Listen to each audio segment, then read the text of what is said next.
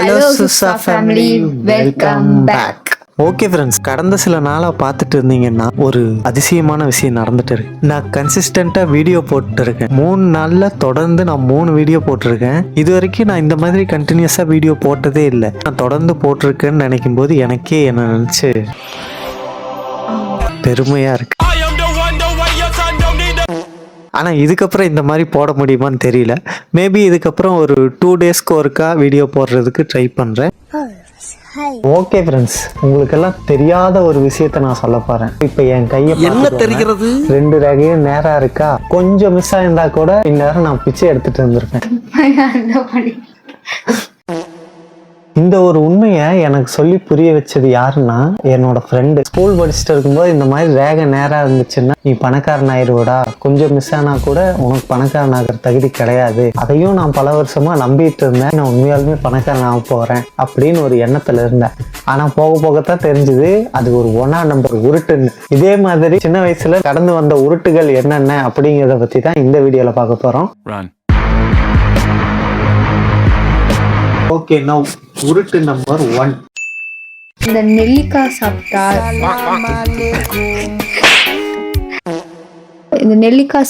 சாப்பிட்டு அந்த கொட்டையை முழுங்க கூடாதுன்னு சொல்லுவாங்க. முழுங்குனா செடி வந்துடும், மரமா முளைச்சிரும் அப்படின்னு சொல்லி பயமுறுத்தி விட்டுருவாங்க.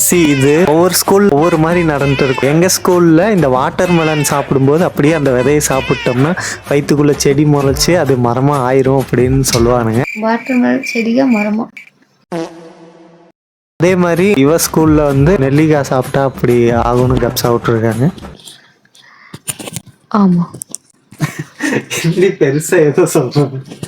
ஓகே ஃப்ரெண்ட்ஸ், உருட்டு நம்பர் 2.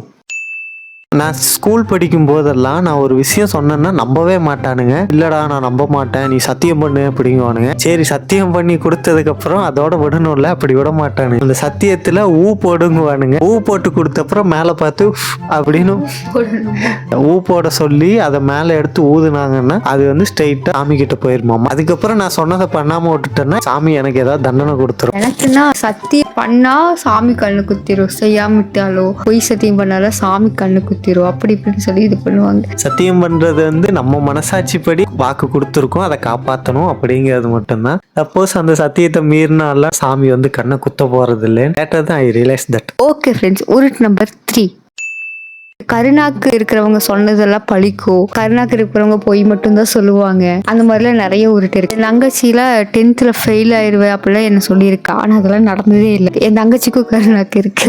கருணாக்கு இருந்துச்சுன்னா சொன்னோம்னா அப்படியே பழிச்சிரும். இப்படி தெரிஞ்சிருந்தா எவனாவது கருணாக்கு இருக்கிறவனை பிடிச்சிட்டு வந்து 10 ரூபாய்க்கு 5 ரூபாய்க்கு ஏதாவது ஸ்நாக்ஸ் வாங்கி கொடுத்து நான் பிற்காலத்துல பெரிய கோடீஸ்வரன் அவன் அந்த மாதிரி எல்லாம் ஏதாவது சொல்லுடான்னு அவன் வாயிலிருந்து 4 வார்த்தை வாங்கியிருந்தா இந்நேரம் நம்ம எந்த லெவல்ல இருந்திருப்போம்.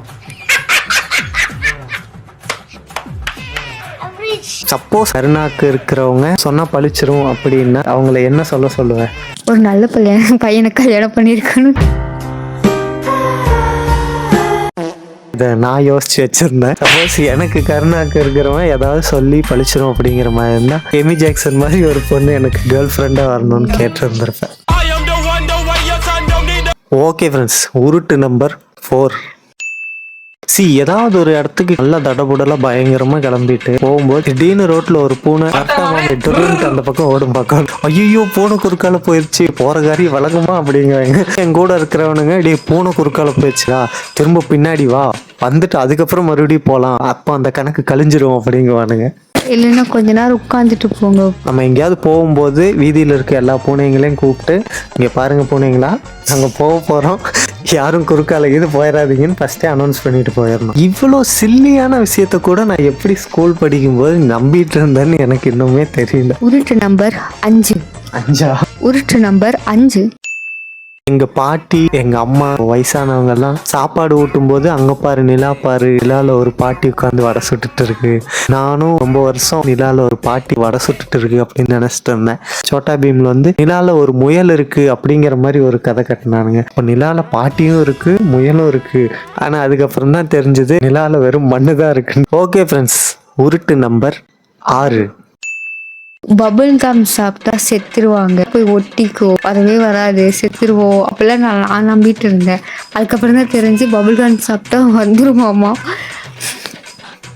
வந்துருமா? எனக்கு வந்து பபுள் காம் சாப்பிட்டோம்னா வயிற்றுக்குள்ள போய் ஒரு இடத்துல சிக்கிக்குமாமா. 7 வருஷத்துக்கு அது கரையவும் கரையாது, வெளியவும் போகாது. ஆக்சுவலா ஃபேக்ட் என்னன்னா, சுடுதண்ணில் கொஞ்ச நேரம் பபுள் காம் போட்டிருந்தாலே அது கரைஞ்சிரும். சென்டர் ஃப்ரெஷ் சாப்பிட்டா எதுவும் ஆகாதான். பூமர் சாப்பிட்டா மட்டும்தான் இந்த மாதிரி பிரச்சனை வருமாமா. ஸோ ஃப்ரெண்ட்ஸ், இனி யாரும் பூமர் சாப்பிடாதீங்க, சென்டர் ஃப்ரெஷ் சாப்பிடுங்க. சென்டர் ஃப்ரெஷ் chewing gum வாய்க்கு போடும் போட்டு. உருட்டு நம்பர் 7. இது ஒரு கேவலமான உருட்டு. என்னோட நண்பர்கள் எல்லாம் கேவலவாதிங்க. 4வது படிக்கும்போது கடவுள் வந்து பாத்ரூம் போனாருன்னா நம்மளுக்கு மழை வரும்டா அப்படின்னு எனக்கு அவ்வளோ கேவலமாக சொல்ல, அழுதா மழை வரும் அப்படி சொல்லியிருக்காங்க. பரவாயில்ல, உன் ஃப்ரெண்ட்ஸுங்க கொஞ்சம் டீசெண்டான ஃப்ரெண்ட்ஸாக இருக்காங்க. அப்படி பாத்ரூம் போறாருன்னா எங்கேயாவது போய் காட்டு பக்கமாக போகலாம்ல, ஏன் நம்ம வீட்டு மேலெல்லாம் போயிட்டு இருக்காரு? கடவுளே, இது ரொம்ப ராங் கடவுளே. ஓகே ஃப்ரெண்ட்ஸ், உருட்டு நம்பர் 8.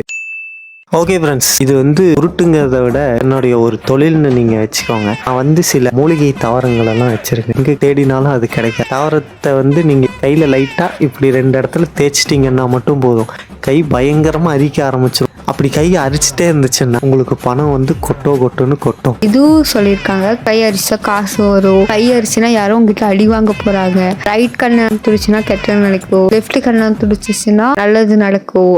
கை அரிச்சதுன்னா சொரிஞ்சிட்டு அடுத்த வேலையை பார்த்துட்டு போக வேண்டியது தானே. காசு வரும், கடன் வரும்னு அந்த பேச்செல்லாம் பேசிட்டு இருக்காங்க.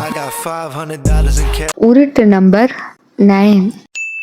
நகத்துல வந்து ஒயிட்டா மச்ச மாதிரி இருக்கும். அது வந்து அந்த வருஷம் ஃபுல்லா புது புது ட்ரெஸ் எல்லாம் கிடைக்கும். எங்க அப்பாவே சொல்லியிருக்காரு. இந்த டைம்ல எல்லாம் கொக்குங்கள்லாம் மேல பறந்து போகும். கொக்கே பூ போடு, கையை தூக்கி மேல காமிச்சானுங்கன்னா கையில வந்து அந்த ஒயிட் மாதிரி விழுந்துரும். என் ஃப்ரெண்ட் கையில வந்து 5 விரல்லையுமே அந்த ஒயிட்டா லைன்ஸா இருக்கும். அவன் வந்துட்டு இங்க பாடுறா, எத்தனை கொக்கு பூ போட்டிருக்குது பத்தியா அப்படின்னு. ஸோ இப்போதான் தெரியுது, பூ போட்டாலாம் ட்ரெஸ் வாங்க முடியாது, போய் வேலை செஞ்சு காசு சம்பாரிச்சா ட்ரெஸ் வாங்க முடியும். என்னதான் ஏஐ வந்தாலும், நிலால பாட்டி வடை சுட்டாலும் அந்த வடை சாப்பிட காசு வேணும். போய் வேலையை பாருங்க. ஓகே ஃப்ரெண்ட்ஸ், உருட்டு நம்பர் 10.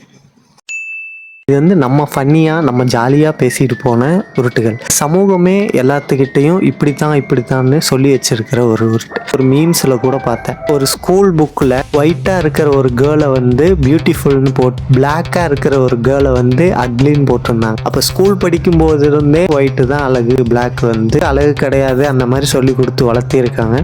எல்லா கலர்ஸுமே கலர்ஸ் தான். உண்மையை சொல்ல போனால் ஒயிட் ட்ரெஸ் போடுறத விட பிளாக் ட்ரெஸ் போட்டோம்னா இன்னுமே ரொம்ப அட்ராக்டிவாக இருப்போம். ஒயிட்டு தான் பிடிக்கும் அப்படின்னு சொல்ற நீ எதுக்கு பிளாக் ட்ரெஸ் போடணும்னு ஆசைப்படுற?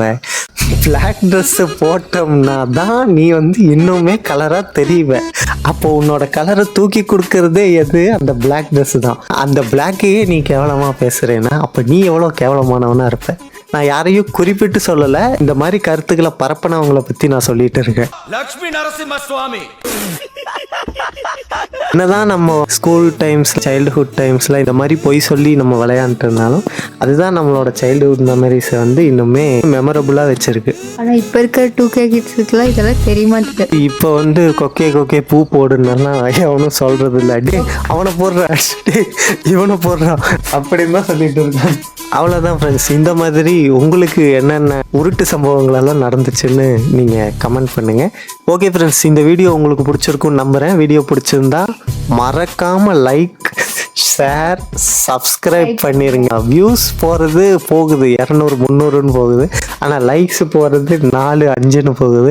ஸோ சுர்சா ஃபேமிலியிலேயே இருந்துட்டு இப்படி சுர்சா ஃபேமிலிக்கு துரோகம் பண்ணுறது ரொம்ப தப்பு ஃப்ரெண்ட்ஸ். அதனால் ஒரு லைக்கை போட்டு விட்டு 4-5 பேர்த்துக்கு ஷேர் பண்ணி விட்டீங்கன்னா அன்றைக்கி ஃபுல்லாக நீங்கள் நினச்சதெல்லாம் நடக்கும். ஓகே ஃப்ரெண்ட்ஸ், இன்றைக்கி வீடியோ இதோட முடிஞ்சது. இதே மாதிரி இன்னொரு நல்ல வீடியோவோட உங்களை வந்து சந்திக்கிறோம். பாய்.